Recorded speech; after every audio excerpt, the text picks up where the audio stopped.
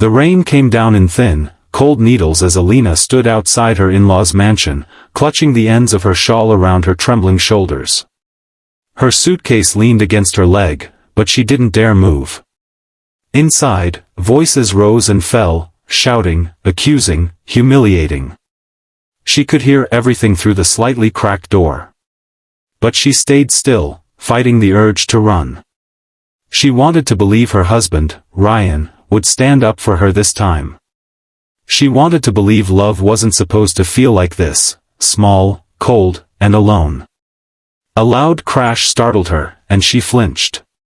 She could hear her mother-in-law's sharp voice cutting through the air like a knife.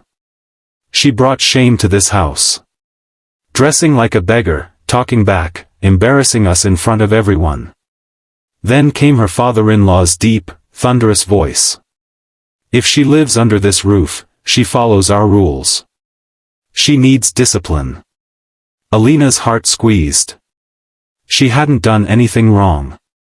All she had done was stand up for herself at a family dinner when her sister-in-law mocked her for coming from a simple background.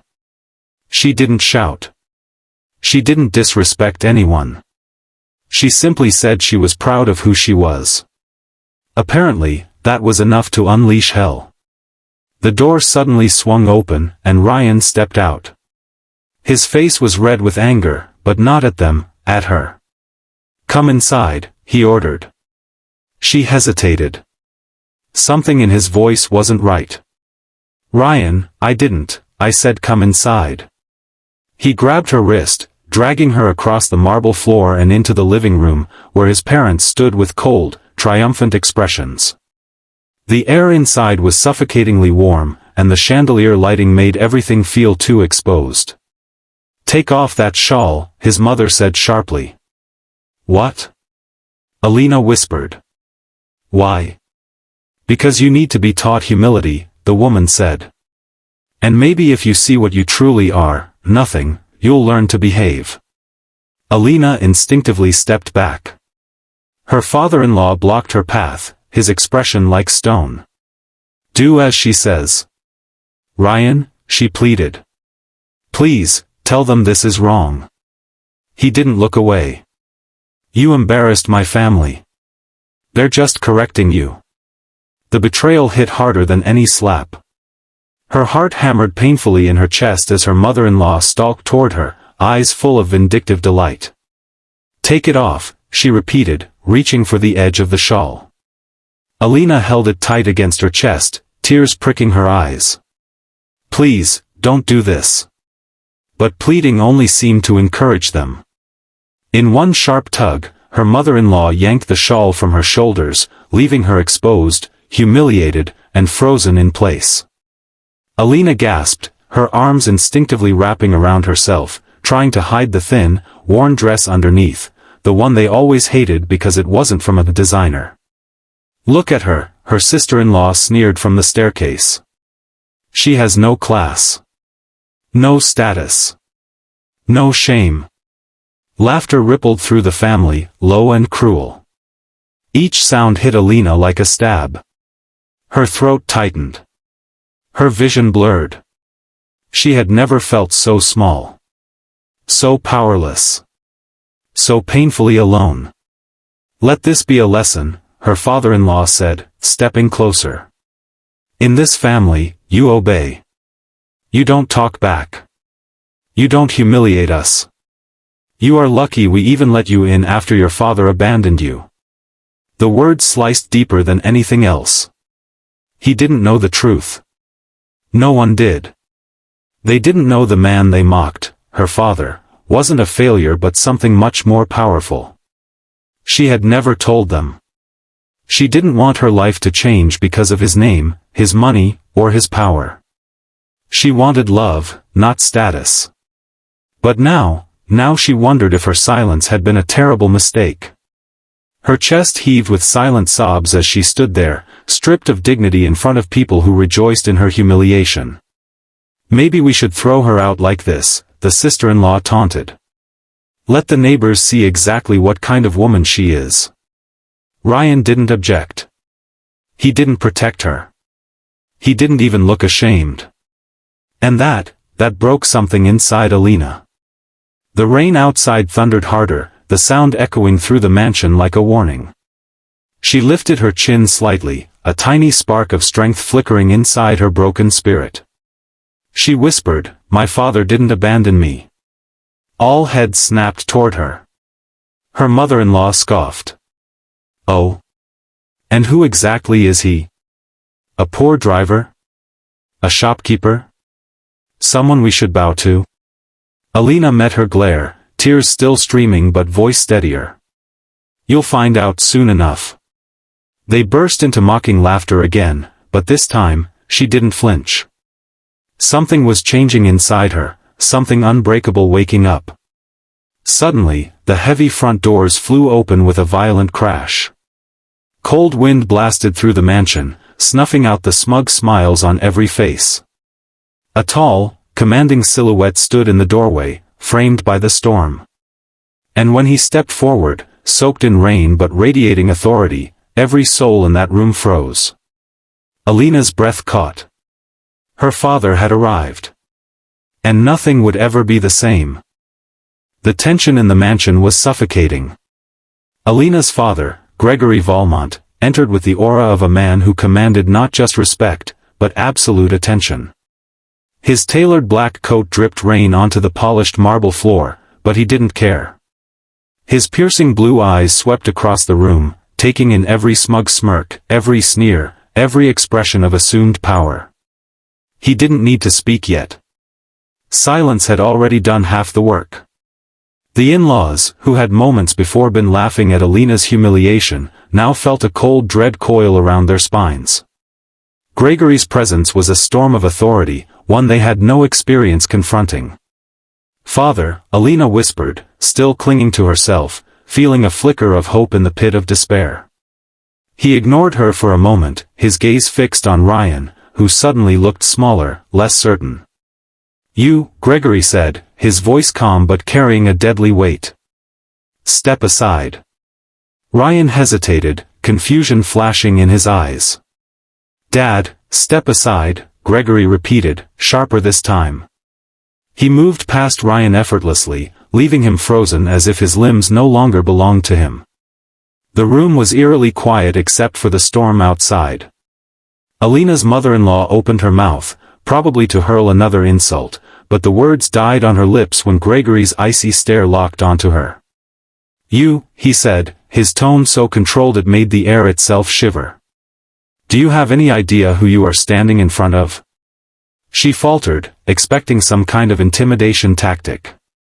Gregory didn't yell. He didn't need to. His reputation preceded him.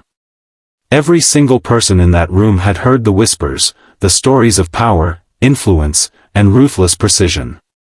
She swallowed hard, her voice breaking. You humiliated my daughter," he interrupted smoothly, each word deliberate, precise. "You stripped her of her dignity in your so-called home. You think wealth or lineage gives you the right to crush someone's soul."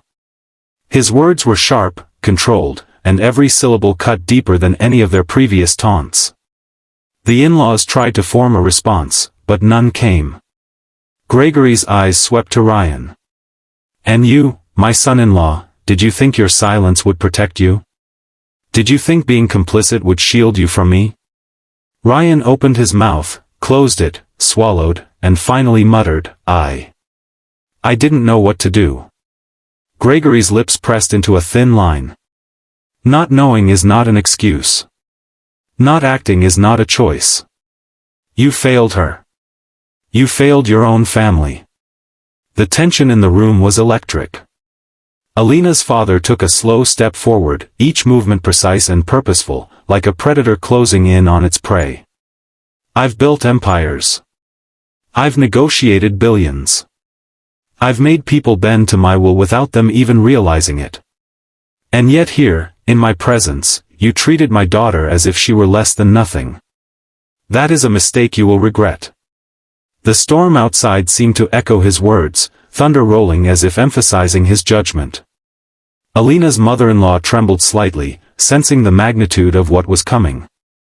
Now, Gregory said, his gaze finally softening on Alina. You, my dear, are safe. That chapter is over. Alina's knees almost gave out, relief and disbelief clashing inside her.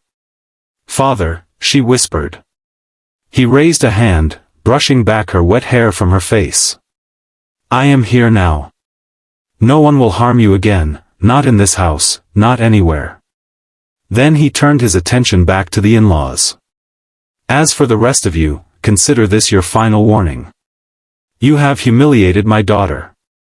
You have betrayed the trust that should exist in a family. You have underestimated the consequences of your arrogance. He moved to his briefcase, opened it, and produced a thick folder, tossing it onto the polished coffee table in front of them. Inside this folder are documents. Financial audits, company reports, and ownership transfers. By the end of this week, this house, all your assets, and a portion of your holdings will be under my control. Your power over my daughter ends here. Your empire, built on arrogance and cruelty, is about to crumble. Shock rippled across their faces. The father-in-law's jaw dropped. You can't, I already have, Gregory interrupted smoothly. You thought money could shield you, that lineage could protect you, that cruelty would go unpunished. You were wrong on every count. Alina's mother-in-law sank into a chair, hands shaking. Her carefully curated aura of superiority had evaporated in an instant. What are you doing? She asked, her voice trembling. Gregory didn't answer directly. Instead, he leaned in slightly, his voice lowering to a controlled, lethal whisper. I am delivering justice. Not for me, but for my daughter. And for every woman who has ever been silenced, humiliated, or belittled by those who mistake power for entitlement. Alina felt tears welling up, but this time they were not of despair, they were of vindication. She had been powerless before. Now, the balance had shifted. Gregory straightened, his presence once again commanding the room. Consider this an opportunity to reflect on your behavior. Learn humility while you still can. And remember, he said, his eyes locking onto each of them in turn, you no longer control her. Not today, not tomorrow, not ever again. He paused, letting the weight of his words settle. And if you dare to cross her again, his hand rested briefly on a gold watch on his wrist. There will be consequences far beyond your imagination. The room was silent. Rain pounded against the windows, thunder rolling as if echoing the power of his warning. Every person present knew they had witnessed something extraordinary, an unstoppable force defending the innocent and shattering the arrogant. Ryan finally spoke, voice small, barely audible. I understand, sir. Gregory's gaze softened slightly at his son-in-law, but only for a moment. Understand this, my daughter's dignity is non-negotiable. If you wish to remain in her life, you will respect that. If not, leave. Ryan nodded quickly, swallowing hard. Alina's mother-in-law whimpered, her pride destroyed, her sense of control slipping through her fingers. Gregory turned toward Alina once more, his expression softening completely. Come, my daughter. You've endured enough. Let's go home. Relief and gratitude surged through Alina as she followed her father out of the mansion. Behind them, the in-laws sat in stunned silence, stripped not just of power, but of the illusion that they had any control over the situation. The storm outside had subsided slightly, and as they walked into the waiting car, Alina felt a sense of liberation she had never known before. Her father's presence had not only protected her, it had restored her dignity, her strength, and her faith that justice, when delivered by the right hand, was unforgettable.